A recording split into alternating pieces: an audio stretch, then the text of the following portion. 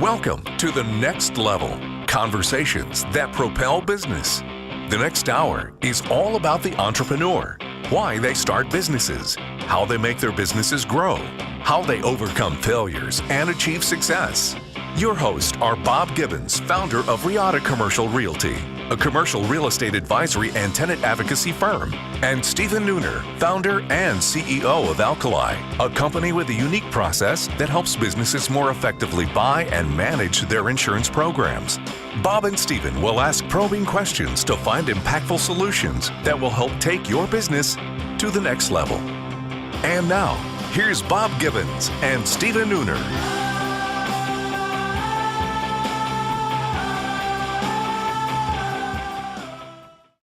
Welcome to the, I'm Rusty. Welcome to the Next Level, conversations that propel business.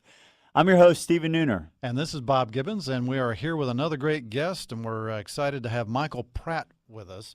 Michael is the founder and CEO of Panamplify.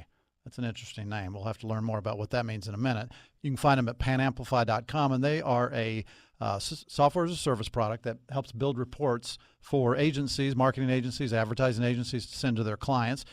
He also founded a nonprofit trade association called Digital Dallas, which I understand has a few thousand members. So we're anxious to hear about that and lots of other cool stuff. West Point grad, thank you.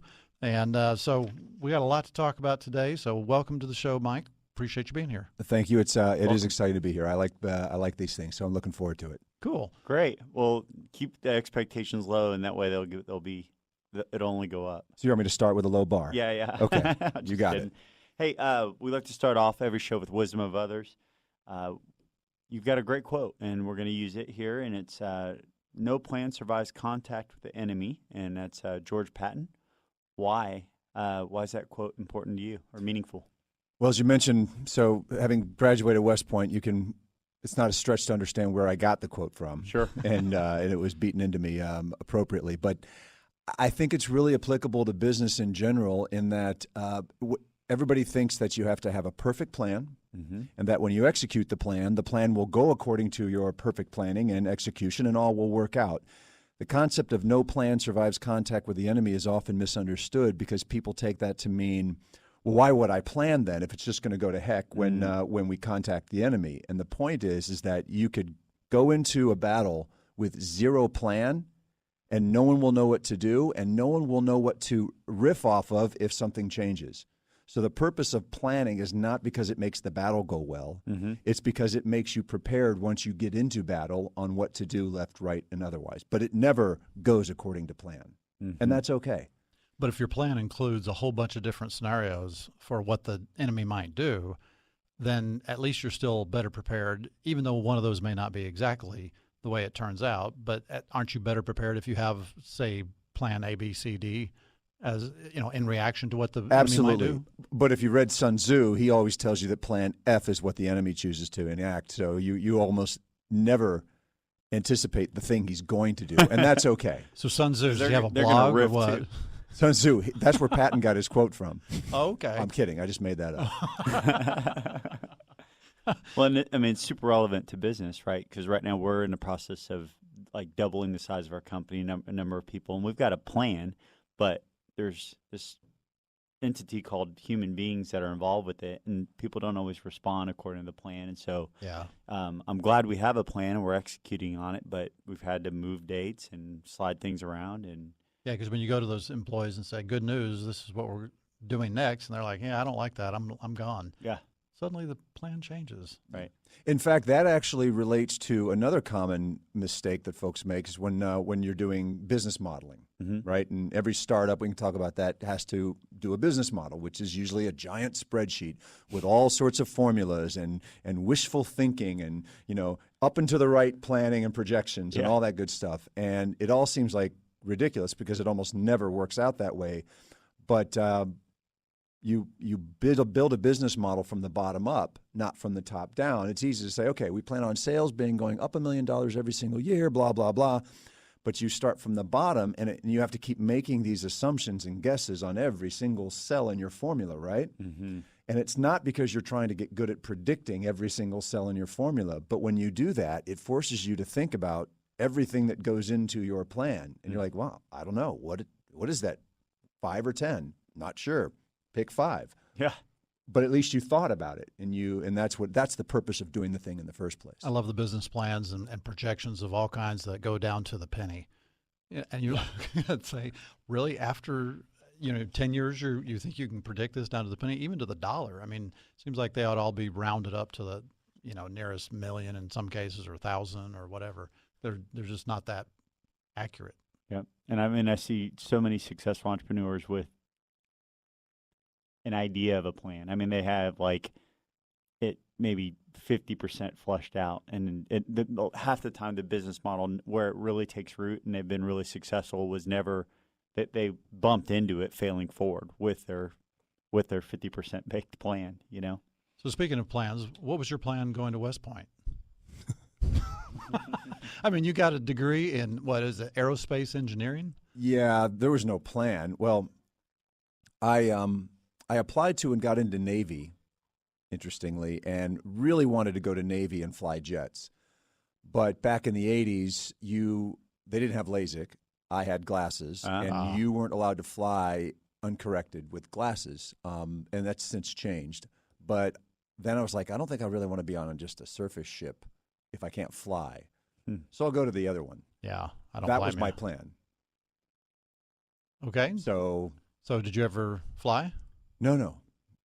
I got LASIK in 1997, but I had already gotten out of the service by the time I did that. I did not fly. The next best thing was just majoring in aerospace engineering. I got to do some flight labs. I did my thesis on laminar flow on the space shuttle wing, but that's about as close as I got to flying. All right, we're not even going to go there because I know it'll be totally over Stephen's head, and I wouldn't want to embarrass him. Sure. So after you got out of West Point, you obviously stayed in the military for some period of time, international, all over the world? So I was stationed in Germany in the 3rd Infantry Division, which deployed at the very end of my commitment to the Gulf War for the first Gulf War, 91. And after that ended, got out of the Army and went to grad school. So that was that. And got an MBA and decided business was the thing. So you abandoned the aerospace thing altogether and just said, I'm a business guy. Well, it wasn't quite an abandonment. I did a summer internship at McDonnell Douglas in Tempe, Arizona, working on the Apache helicopter. That was really cool. And I thought this could be a cool job if I ever got out of the Army. But then I went to grad school, and I got lucky. I went to Duke when they won 2 national championships, 91, 92. So that didn't stink. And it was really good timing. Nice. And my brother was an undergrad at the same time, and we played on the same rugby team together, which was awesome, and we had a lot of fun. But Allied Signal came and recruited in between years there, and I interviewed with them, and it became apparent they were looking for engineers with MBAs, and it became apparent that I would just spend the rest of my life wearing a lab coat in a factory, skunk works somewhere in New Mexico. No offense to New Mexico, but no. And then Solomon Brothers, which doesn't exist anymore, on Wall Street, also came and recruited, and trading looked really interesting, and I got seduced. So Wall Street, no more engineering. So what seduced you? I mean, was it? It was fast-paced and exciting and interesting and technological, and the pay was good. Yeah. And it was New York City, and I had a huge student loan. And the alternative, the 2 jobs that were really hot and sexy in the early 90s were Wall Street. Mm-hmm. Remember, this was 10 years before the bubble. Sure. So it was Wall Street and McKinsey Consulting. And if you know anything about McKinsey Consulting or any of the big consulting, you just sign your soul away and you just get sent off to Des Moines and live in a hotel on it for a year project.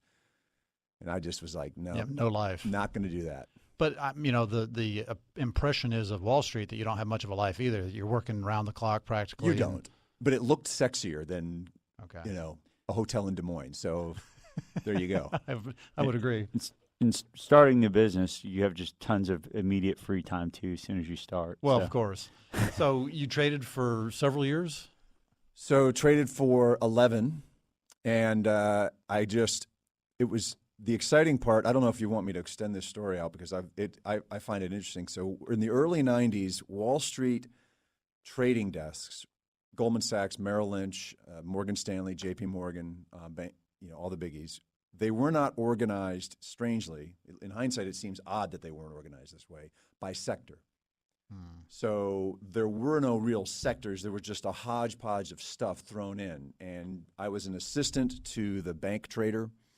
And now you could call that a sector, of course, but he also had aerospace and defense and the tobacco stocks. Oh, that makes sense. Yeah, a lot of correlation going on there. So he threw me aerospace and defense as a training wheels kind of thing. I was a junior trader assistant learning how to manage risk and do all that stuff. And he threw me the aerospace defense because it was like, remember the old Life cereal commercials? Give it to Mikey, he'll eat anything. And he was like, well, this guy was military. He must know how to trade aerospace and defense companies. Like, seriously, that was the thinking. I knew what their products were, so that was a start. Sure. So then I got thrown a little bit more, and about 3 years in, you get what's called a PAD, a book of stocks. You get your own risk PAD, P&L to manage. And I kept the aerospace and defense, and they threw a sleepy group, the telecom group. In 1991, telecom was sleepy. The 96 Act hadn't happened yet. The breakup of Ma Bell hadn't happened. And if you remember, our phones all looked the same. Yeah. And so I had this sleepy group that was sleepy because all they did was pay dividends. And so that was that. Next thing you know, 96, the Telecom Act, it breaks up, and I have the sexiest group on the planet, which they had lumped in sleepy media companies. Newspapers were sleepy. Wow. They lumped in a sleepy company called Corning. Corning made Pyrex dishes. Oh, yeah. And fiber optics. Ah. Together at the same time. They eventually sold off the Pyrex dish part of the glass, but now it was a hot telecom equipment company. So now it's 1999, and I have Disney, AOL, Time Warner merger. I traded all of that stuff, and I had all the Cisco systems, Juniper Networks. I traded BLC, Belo Media. Wow. From here in Dallas. So we're going to have to take a break. And that was fun. But when we come back, we got to figure out how in the world does that take you into entrepreneurship. So we'll get to that after the break on 1190 AM.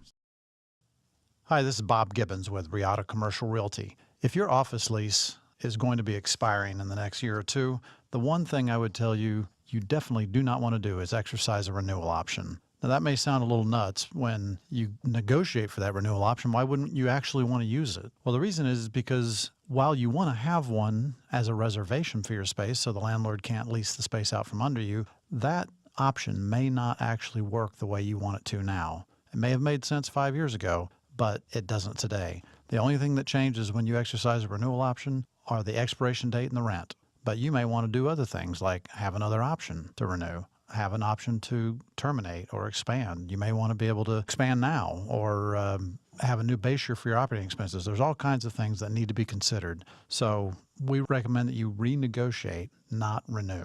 For more information, contact me, Bob Gibbons, at texastenantrep.com. That's texastenantrep.com. Welcome back to The Next Level. We're talking to Michael Pratt. You can find out about his company at panamplify.com, and that's panamplify.com. So you were kind of telling us, your journey, and then really curious how you get from trading to what you're doing now. I mean, what was the impetus to go into starting a business? Well, I don't want to try to sound like I'm trying to come off as some sage imparter of wisdom and all that. But sure. That's why you're here. Looking back, I'm only 53, and I feel like I'm basically halfway there. Yeah. So looking back,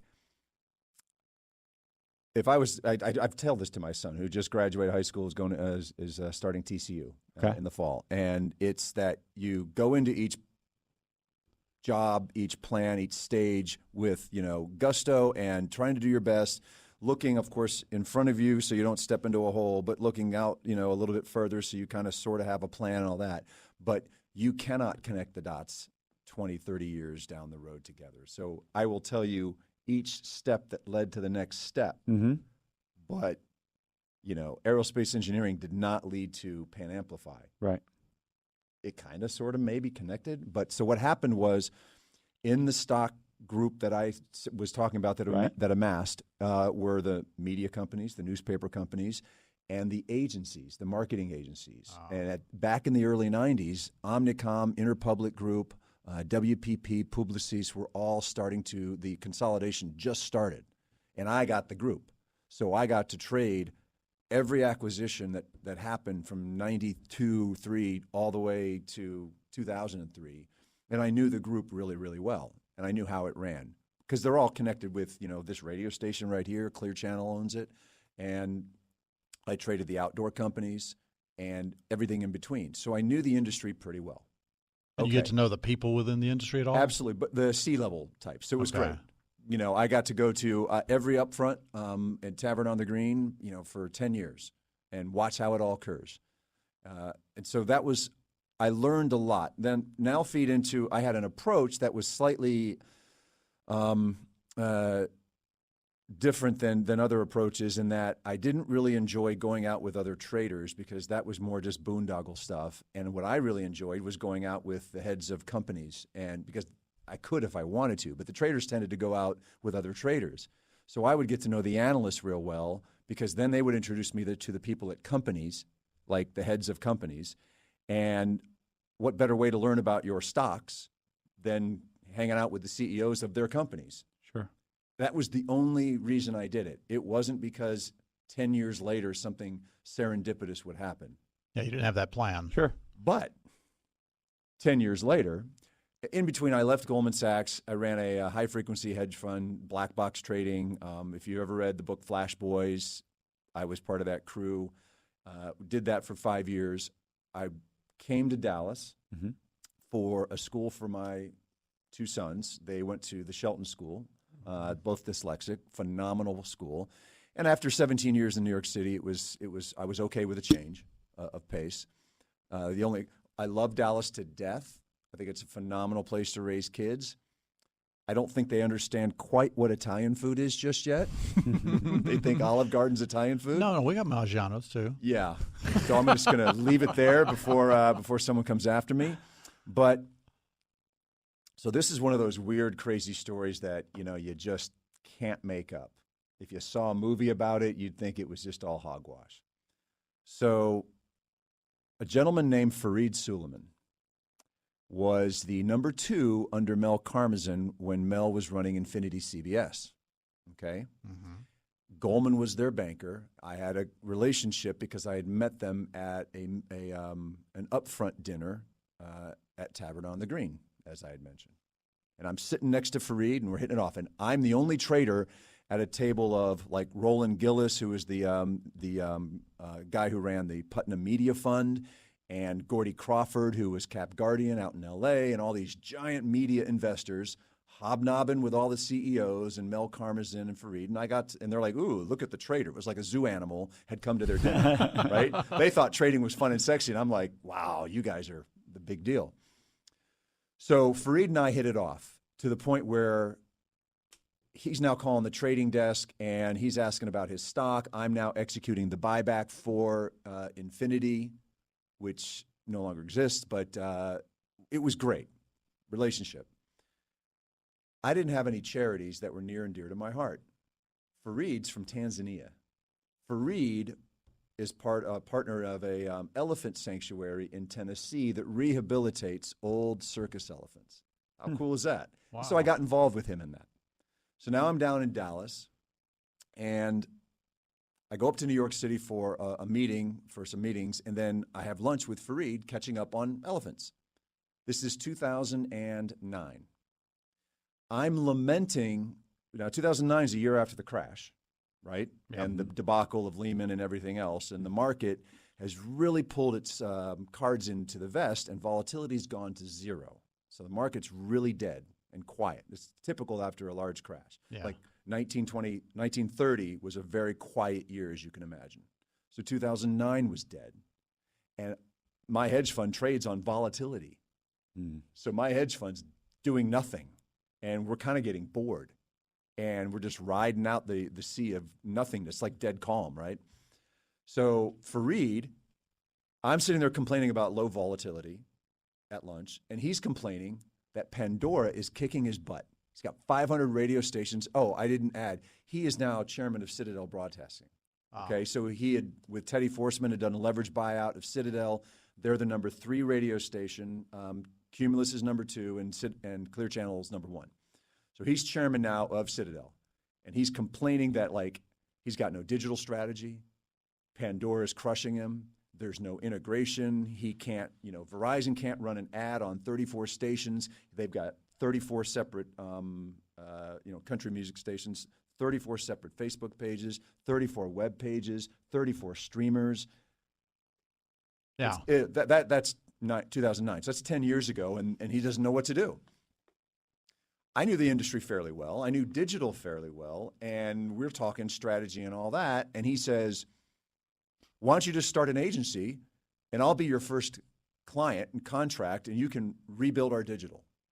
So your first client's the number 3 radio station. Oh, it gets better. It gets better. So I'm like, great idea. $500,000 contract, okay? And I'm like, this is it. All right, I'll do this. I know the industry from the top down. I've never run one. How hard can it be? So I come back to Dallas. I knew a guy that was a shoo-in candidate for a creative director. He comes on board. Same thing for a chief technology officer, because we had some building to do. He comes on board. We're good to go. 3 weeks later, it hits the newswire that Cumulus Media is going to buy Citadel. Oh, my. Number 2 is buying number 3. Fareed and I are close, so it wasn't a relationship thing. And he goes dark. Has to. Like goes dark. Won't pick up my phone calls. The check hasn't come yet. Oh, my God. And you've already walked and I'm away. like, so we had a come to Jesus meeting with the guys. I'm like, guys, go back to your firms, beg your jobs back, do whatever. And they're like, nah, you got to have some other clients from your Goldman days, right? So we went and found some other clients. We got Smirnoff, Coke Zero, and survived. Now, here's the funny thing. 3 months later, like at some point you start thinking, maybe I pissed him off. Maybe something's wrong. Yeah. He calls. Contract signed, checks in the mail. I'm so sorry. Justice put the kibosh on me saying anything to anyone. Yeah. Because, when radio companies buy other, radio companies, they got to divest stations, and you know how that game goes. Yeah. And he just went silent. We ended up doing the work. It was our best. So this is when you started Extra Sauce? Extra Sauce. That was the name of the company. Yeah, and if you know anything about marketing agencies, they've got to have a fun, cool, sexy agency name. Yeah, Extra Sauce. So- I kind of like that. So you go. We went down to. It doesn't exist anymore. It was called State and Allen. It was a bar down in the on State Street in Dallas, and we're drinking one afternoon, and we had our phones out with GoDaddy up because you got to have a URL, and we just started concatenating words and coming up with something that sounded cool. And Extra Sauce. Everybody likes a little extra sauce. It rang, and we're like, done. That's how the name came. I love the name. And no one looks at it and says, no, that doesn't sound like an ad marketing agency. Of course it sounds like a marketing agency. Yeah, it's almost cliche now, right? Yeah. Funny as it is, there's actually on the web a thing called the agency name generator. It's a little web app that's a slot machine, and you press the button on there. It's really funny. You press the button, and the first slot is, I forget the grammatical term, but it's when you put ing at the end of a word. Yeah. And so when you press, the first slot comes up, and it says running, barking, laughing, screaming, etc. The second word is an animal or another noun, and the third is the word interactive, creative, digital. And so you go, do-do-do-do-do, and it goes barking cow creative. It's like putting a quarter in a slot machine. Completely. And you know what? There are so many agencies. There's a laughing dog or a barking dog or something like that here in Dallas. There's a million named like that. It's very funny. That is too funny. Yeah. So what happened to Extra Sauce then? So my CTO, who's Panamplify's current co-founder, Chris St. John, who we got him. He came on board. He was previously the lead architect at what is now called BrainSpace. It used to be called Pure Discovery. They got bought, and that was founded by Dave Copps, and he was one of Dave Copps' lead architects. They were heavy in the semantic AI analysis space. Really cool company. Chris is a product guy. He was ready to do something different. And I'll never forget him telling me early on, he said, look, agencies are fun.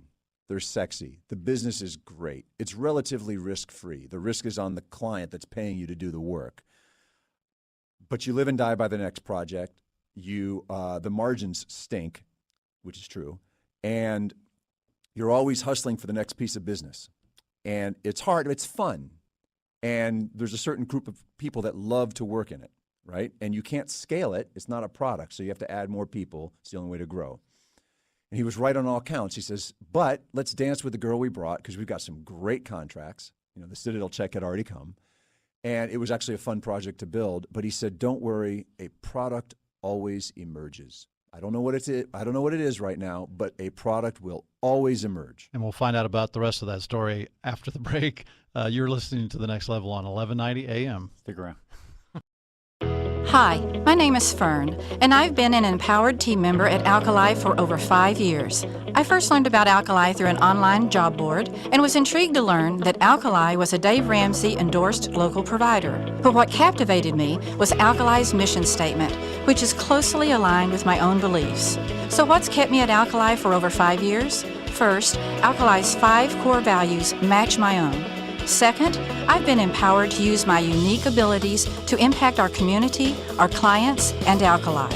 If you'd like to learn more about becoming an empowered Alkali team member, visit our website, alkaliservices.com. That's ALKALI services.com. We're back. You're listening to The Next Level. We're here with Mike Pratt, Panamplify, panamplify.com.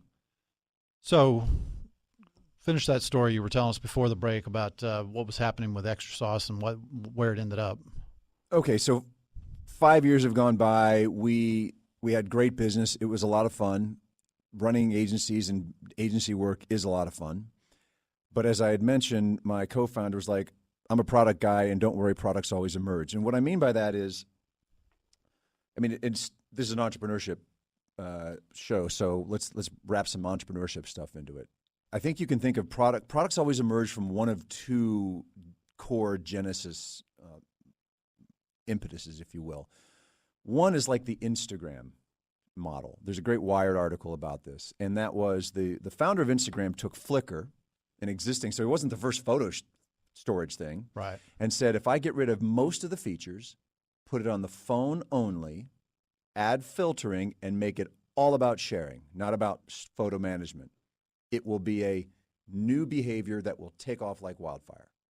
Of course, that's what happened. Yeah. But that's a guess because there's nothing existing. He's not curing a pain or an ill. He's just guessing. It's the rare bucket of entrepreneurship, and when it hits, it's instant unicorn. I mean, he got bought for $1 billion with no revenue, so not bad. Yeah. That's not most entrepreneurship. The other bucket is you're bleeding, if you will, or you see someone bleeding and you think you can build a Band-Aid to stop the bleeding that nobody else can build. So we started bleeding at the agency. And the bleed was that little margin I told you that we had. Well, it was being eaten up by the fact that we had to build these reports to the clients to tell them what we were doing for them. And the act of building them to making them look good enough to massaging and processing all the data, because we were doing campaigns on a dozen sources, from radio to programmatic to digital to out-of-home, TV, you name it, and social. That's a lot of data. So if it's taken you days and days to build a report, you can do the math on the software you need to do it, the people it takes to build it, the creative that goes into making it look good and readable and understandable. And we're in that bucket of firms that are called money losers, which is most agencies. Oh, yeah. They look at it that way. So there's the bleed. Chris, my co-founder and CTO, through some of the work he had done at his previous company, said we can apply some of those techniques to auto-assemble most of those reports and sell it for almost nothing compared to what the agencies out there are putting into it. I mean, if you and we did all the background homework on it, and we came up with some estimates that about $5,000-6,000 a month was put into building these reports. When you think of hourly rates and time spent and software Per client? per client. Oh. Now, if the client's paying you $50,000 a month, Yeah. you're not dying, but it's a waste of money. But it's also a waste of bandwidth. You've got people that could be servicing more clients. Instead, they're just building PowerPoints. Most of this was done in PowerPoint. And they weren't stupid people. They knew what they were doing. They were constructing these reports. They were narratives. That's what PowerPoint's for, right? It's for storytelling. And so he said, I know some techniques. It's in the realm, if you want to get real sexy, called symbolic AI. It's how bits of information can self-assemble to form narratives when you know the high-level part of what's going on. And that's what this is about. Right? Any client service model, the client requires ostensibly 4 things from their service provider. And it sounds almost snarky. The first one is, what did you do with my money? Like, literally, what did you do with it? I gave you $50,000. You didn't run off to the Bahamas with it, did you? But they really want to know. So it's like a proof of work. Yes, Right. we did stuff. And in marketing advertising, the stuff is we ran ads, we did creative, we did this, we did this, we did this. If you're providing, this radio station is, well, we ran your ads on these time slots to these demographics, and this is what happened. So the second question is literally, okay, what happened as a result of what you did? Now, that's not the objectives part of it. It's the interim activities, right? So in radio, it would be Jim or somebody like Jim, 18 to 20-year-old male country music lover, heard your ad. Now, that's not the objective, but it has to happen for the objective to be met, right? Correct. So thing number 3 is, how did we perform? So what did you do with my money? What happened as a result of the money you spent? How did we perform based upon what happened? And 4th, what do we do next? That's it. That's what every report says. Now, constructing that, getting the information in order to construct that narrative, laying it out into a format and an organization that makes sense is a lot of work. So when you get this idea, what made you decide that this had to be done through a separate company than through Extra Sauce? Oh, it was obvious that a product company is way better. It scales better, the multiples are better, you make more money, and it's just more fun in many respects. And we immediately knew, okay, yes, that's a product. So interestingly, we had a little come to Jesus meeting. The agency had grown to about a dozen people. And the meeting was basically, okay, guys, so here's what's going to happen. We're about to go from being a cool, sexy ad agency to being a product startup technology company. That means we're going to lose the sexy office. We're going to lose the sexy salaries. We're going to incur lots of risk. And we're going to eat ramen. And you're going to lose the sexy employees. Who is in? Every single person left, which we expected. It was just me and Chris. So you just shut down Extra Sauce. You didn't try to we sell shut it down. No, we shut it down. Everybody moved on to other agencies. We kept a couple of clients to sandbox some technology with, ones we had really, really tight relationships with. That was handy. But then we had to go on our world tour of, we're huge disciples of Steve Blank out in California and his lean methodology. He teaches at Stanford now, but he built and sold Epiphany.com back in the day, and he has a customer development methodology. You can learn from it from his great books or the courses at Stanford. And we followed it to the T as much as we could. In fact, we got very lucky, and we're very honored. My West Point classmate, Joe Felter, who now happens to be Undersecretary of Defense, co-founded Hacking for Defense out at Stanford when he was running the Hoover Institute with Steve Blank. And they have a book out now talking about how technology companies that are feeding the military-industrial complex for warfighting are using their methods and the customer development method of lean startup and quick stuff. So in their book, each chapter has a vignette, and we are the opening chapter vignette. Oh, nice. Because we followed his methodology as closely as we possibly could. It's a beatdown to follow his methodology, a total beatdown. What's the beatdown about it? Well, it's counterintuitive. It's a slog. It's not fun. I'll give you some examples. So he makes you take your vision, and everybody has a vision. So he's not trying to determine whether your vision's a good one or not. Right. What he's trying to determine whether it's viable.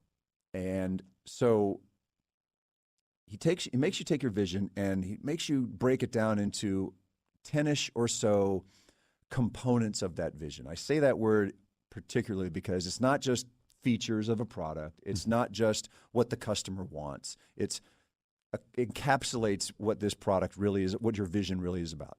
And then he makes you get out in front of customers, potential customers, before it's even baked, and interview them and talk to them and come back and rank those 10 things in the order with one criteria. And the criteria is the thing that the customer is willing to pay for the most to 10th most, and then put it in a drawer. And then a year later, when product has hit market, when it had contact with the enemy, do the exercise again. You have a good vision and a good idea if you get the list mostly correct. Nobody gets the order correct. You can't. It's impossible unless you're like Steve Jobs. And what does that mean? So, and he was right. We've done the exercise twice because we did it 18 months after we went product to market. We did it again. And the thing that Chris and I ranked as number one, which remember, this is us predicting the thing we think that we built that they liked the most. Yeah. It was like number 8. Really? Yeah. The thing we had is number 5. They love. It went to number 1. How would we have known until they got the product in their hands? You can't. It's a guess. Wow. So now, you went through this whole process, this methodology, before you actually had anything to sell? 18 months before we had anything to sell. Wow. We interviewed 100 agencies. One, you've got to do that for other reasons too. You've got to determine, is everybody else bleeding? If you're the only one bleeding, you may have a genius idea, but guess what? You're going to sell one product. Everybody has to be bleeding. And we're pretty convinced that pretty much everyone in the 121,000 ad agencies in the United States are bleeding. They all say they're bleeding. So were you doing some of this work before you kicked Extra Sauce to the curb? So we did some preliminary stuff, and this is also another counterintuitive thing. Our product is a SaaS product, but nobody buys SaaS. SaaS is a delivery methodology of something else. So what are people buying with us? The report. Yeah. We delivered our first report by hand. We emailed it to them. They didn't care. There was no login. There was no anything. But they bought it. They paid us the price that we had set, and they cut us a check. It was nothing, $150. Wow. But for $150, somebody built their report for them. Now, it could have been 50 people in Bangladesh for all they cared. They don't care. They just want the deliverable. And that's counterintuitive, right? You're like, my product's not ready. My system, there's no login. There's nothing. But that's not the point. The point is, do they want it? Will they pay for it? Now, there's a great analogy for how to look at what that was. Let's say we're talking cars. I'm sorry. Let's save that analogy. We got 10 seconds, so we better go ahead and take the break now. We'll be back on 1190 AM. Stick around. My name is Chad Hauser, founder of Cafe Momentum, and I can tell you that Bob and Steven could have actually done something with their lives if Cafe Momentum would have been around when they were teens. Welcome back to The Next Level, conversations that propel business. We're here with Mike Pratt of Panamplify, and you can find them on the web at panamplify.com. So we're just going back to where before Bob rudely interrupted you. No worries. Again. So we were talking about an analogy of getting a product to market. And it's very difficult for a lot of entrepreneurs they have this vision, but they have a difficult time in culling the vision down to really the only thing that the customer really wants. Everything else is secondary and superfluous in many respects. So we sold one report we sold it to Slingshot, which is a big agency here in Dallas. The campaign was for Texas tourism. It was about a 15-page report. We sold that report. We built it for them. Now, we did it in some automated ways. It wasn't just completely by hand. It wasn't as if they said, would you do the PowerPoint instead? But it wasn't baked by any stretch, and they paid for it. Okay, great. We've sold one. think of it as we had an idea of making $75,000 BMWs for the price of a Kia and selling it for a price of a Kia. But we built it like a Rolls-Royce is built in Coventry, England, hand-stitched by artisans in a garage. Wow. Now, if we got an order for 1,000 of those cars, we couldn't deliver it. We don't even have a factory yet. But that wasn't the point. The point was, will somebody buy our car? Well, think of it this way. Will somebody pay a Kia price for a BMW that's built like a Rolls-Royce? Well, heck yeah, they will. That's not sustainable. But the point was only one thing. So that's what we had done. And then we did another one. And then we did another one. And we were driven by the customers and what they wanted, and we're building the factory on the fly. So at some point, the engine became automated, but the rest of the car was assembled by hand still. And we kept adding on and building the factory and building. Our factory's not even done yet. I mean, it's a lot more done than it was 2 years ago, but we're still building things.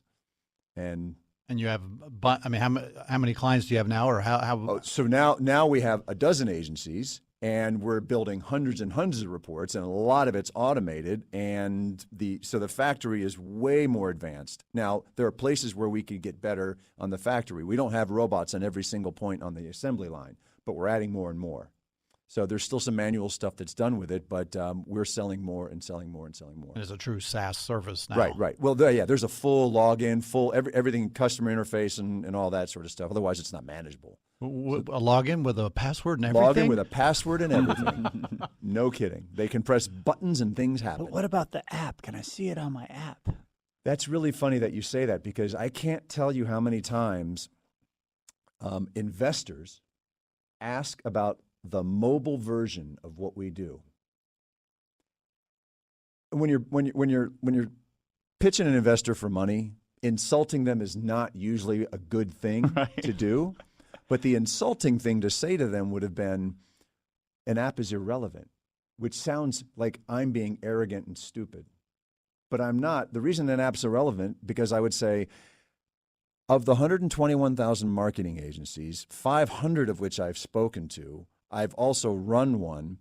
How many people do you think deliver their reports via mobile? 0. A report is a PDF that an executive reads on a larger screen during management time. They don't do it on phones. Well, what about live information? Companies don't get run on live numbers on their mobile phone. It looks cool, it's sexy, but no one uses it. It's a gee whiz thing. Plus, you're not looking for mass downloads of this by the general population. No, you have a very specific. They market. drove it.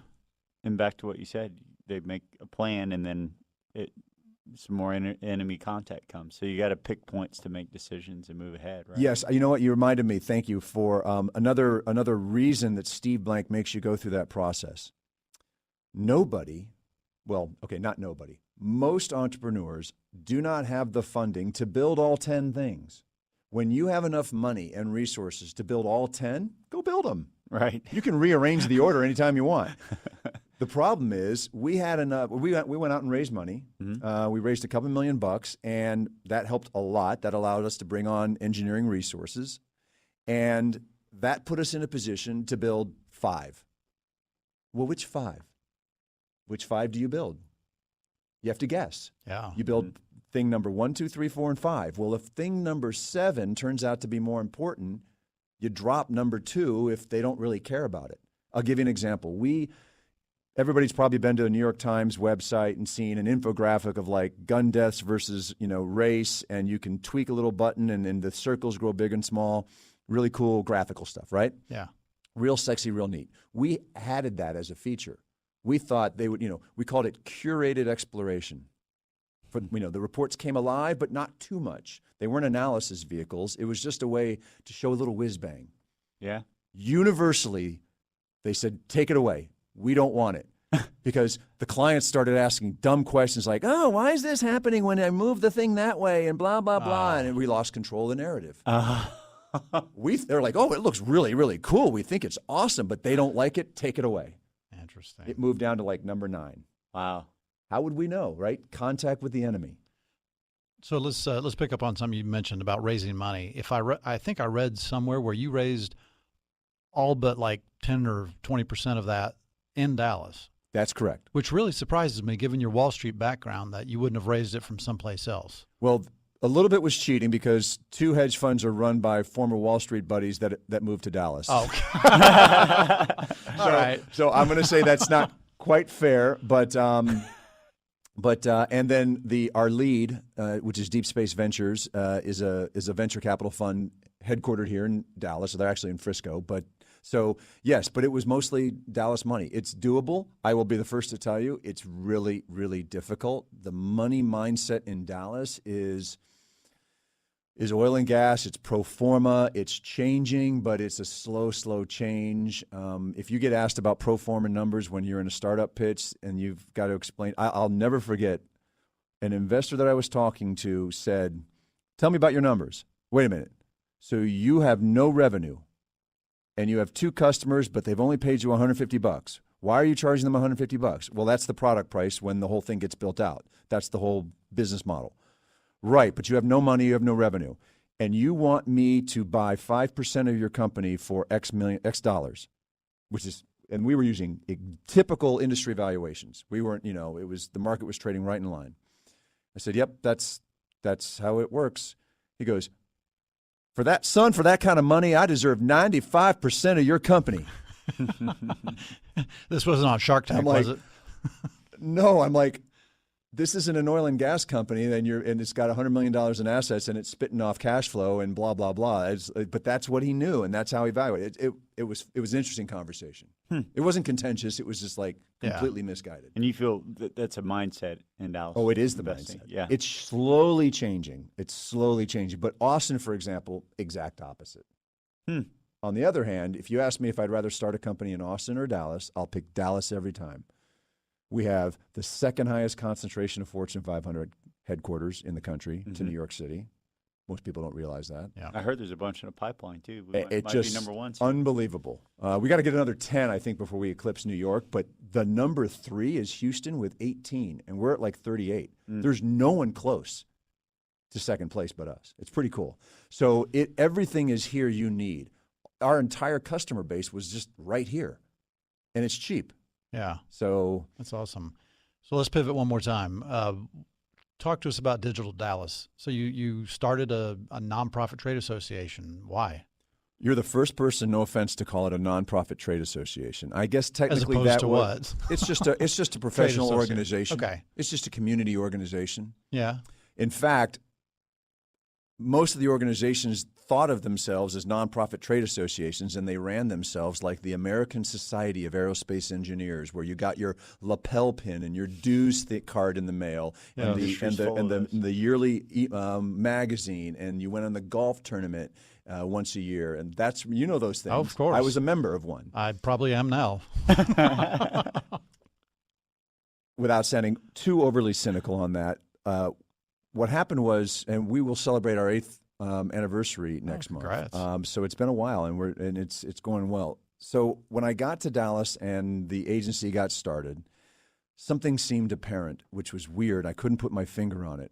In New York City, in the technology world, the agency world, et cetera, New York City is a little bit second fiddle to the Valley in the West Coast, right? And so New York City, but it's a decade ahead of Dallas in terms of community, its organization, and there have been a lot of great startups, start out of Dumbo in Brooklyn, and they had the failed Silicon Alley on 33rd Street. But anyway, they felt and acted like a community. And I'll tell you something that happened with some work that I had done in New York City, in that there was a company that I worked for a brief period of time for a friend. It was called Carrot Creative. So it was my first little mini foray in between starting the agency in the creative side of things. And Carrot had a contract with LucasArts for what was called the Her Universe line, which was the fangirl line of merch. Okay? They did all the marketing for it. And they were asked to compete on the overall Star Wars contract, which is no small chump change, right? I mean, that's a big deal. Yeah. This is before Lucas got sold to Disney. So they lost to Big Spaceship, which is a group right across the street from them in Brooklyn. And the first thing that they did, let me tell you, the creative director of Carrot Creative, a guy named Chris Patesia, is one of the few hundred people who actually has a character named after him in the Star Wars anthology books. Wow. So that's how much of a fan group they were, and they lost. So it was a big blow to them. We got about 30 seconds. They went out and publicly praised Big Spaceship for keeping it in Brooklyn. That's community. That's cool. It didn't exist here in Dallas. An agency in Addison that lost to an agency in Deep Ellum would think they were fighting. Yeah. And so that was the genesis of creating this organization to bring people together. Excellent. Well, thank you so much for being our guest today, Mike. It's really been interesting. I feel like I'm drinking from a fire hose here, but we really enjoyed it. For our guests, please go to panamplify.com to learn more. Spread the word. Have a great week. See you next week.